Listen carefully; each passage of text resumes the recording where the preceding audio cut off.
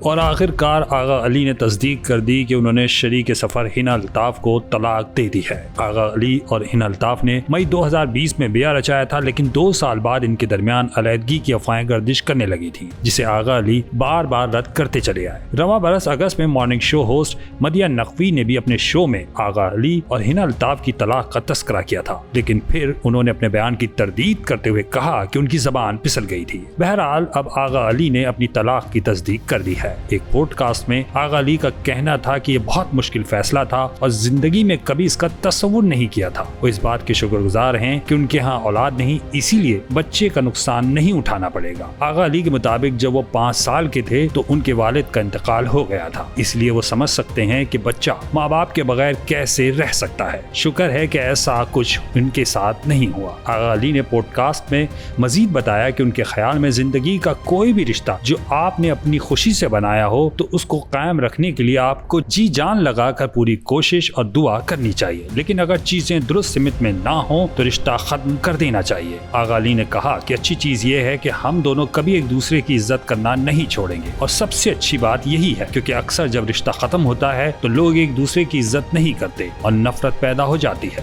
آغا علی نے اگرچہ اپنی شادی ختم ہونے کی تصدیق کی ہے، لیکن انہوں نے واضح طور پر یہ نہیں بتایا کہ ان کی طلاق کب ہوئی اور اس کی وجوہات کیا تھی۔